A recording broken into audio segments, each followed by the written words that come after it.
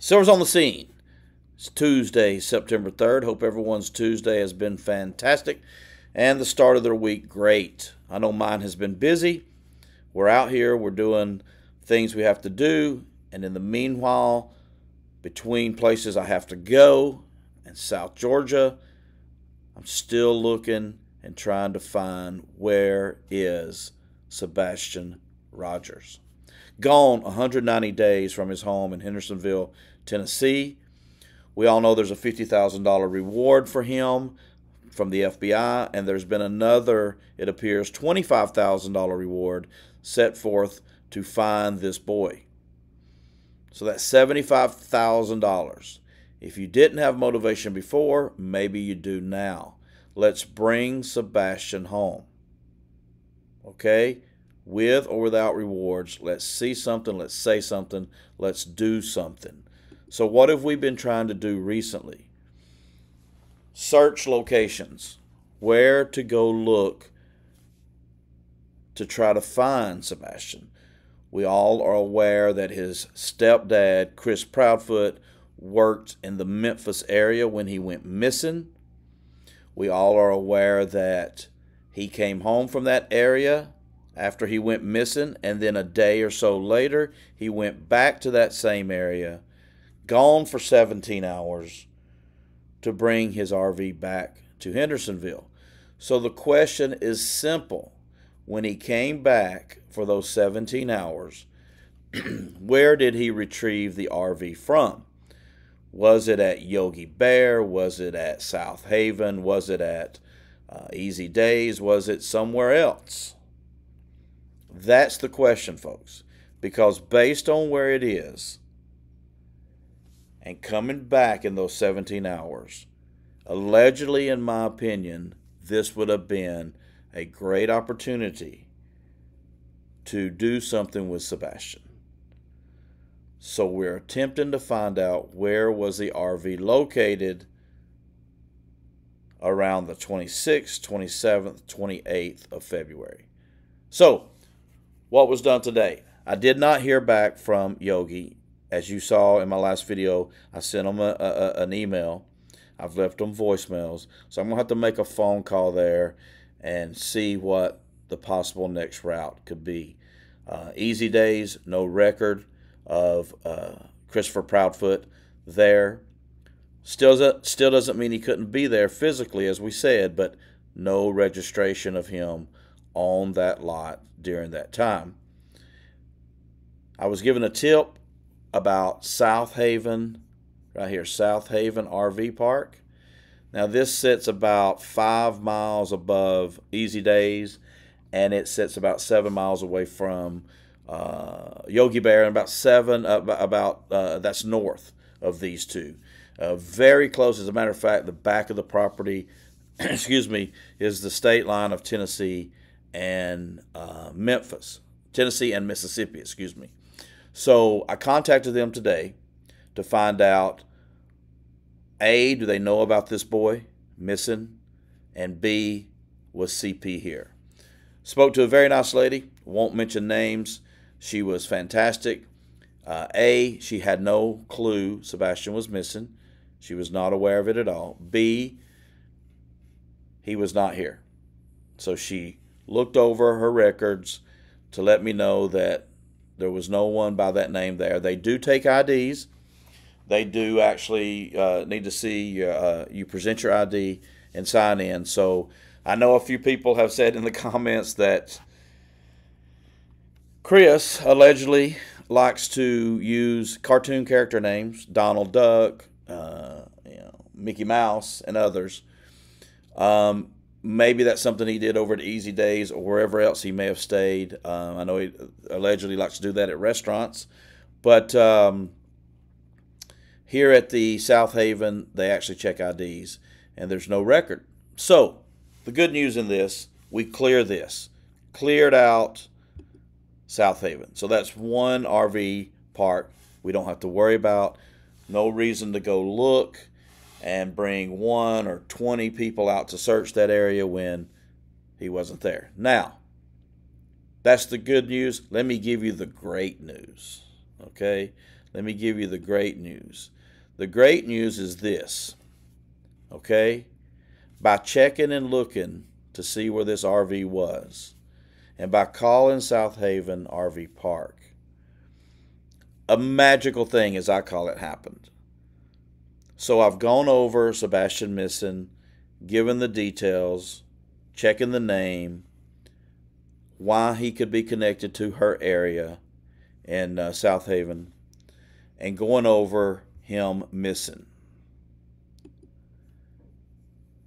And all of a sudden, probably halfway through the phone call, maybe possibly even 2/3 into the call, she says to me this, you know, I just looked back at my email. Right before you called, I had opened an email up, and it's an email about this missing child.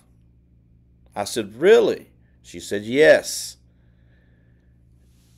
And I'll stop there.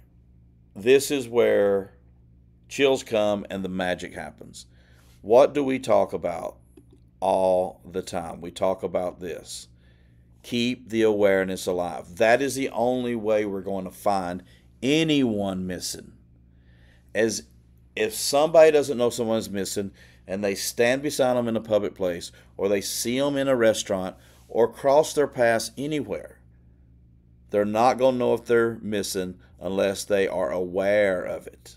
So while I'm on the phone telling his story and trying to find if his stepdad had been there, an email was opened just as I called, and I diverted the attention from that with the phone call. Someone had emailed in this flyer, as well as the other flyer, as well as an article about Chris and Katie and how they were looking for their son. So, Hope, I'll say her first name, Hope, thank you so much for working from afar and doing exactly what the purpose of these videos are and what Silver's on the Scene purpose is, to bring awareness to missing children, missing people, especially missing children, such as Sebastian.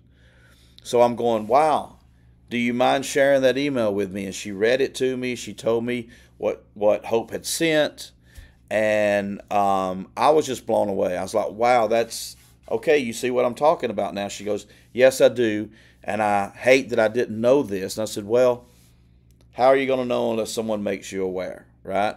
Unfortunately, allegedly, in my opinion, while these two, stepdad and mom of this missing child, missing 3 weeks, made their way over to this area, for whatever their reasons are, they made no one aware their son was missing. Okay? So, that's allegedly in my opinion, and that's based off me now speaking to several different people who live in the area, from law enforcement to people that work at these parks to others that I meet, and I bring this boy's name up and poster up and picture up, and guess what? Had no clue he was missing. And we're 190 days into this. So, but the great part is now that person knows, another person knows, and before I could get off the phone, she was printing out the flyer that Hope sent. Thank you so much, Hope. Thank you for your support, and thank you for doing this.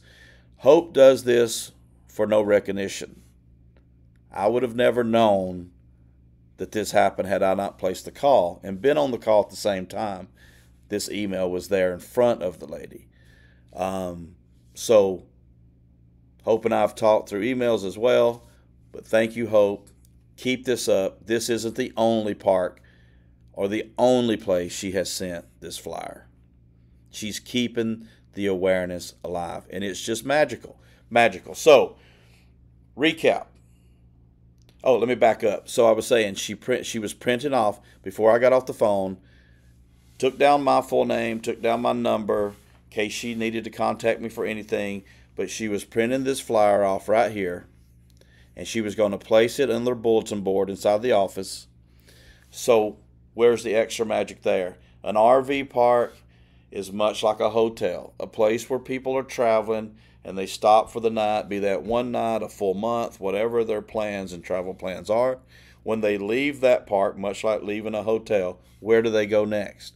Do they go a few cities over? Do they go 2 states over? Okay? So when people are now going to check out of this park, this young boy, Sebastian Rogers, face will be in front of them. And they will discuss it.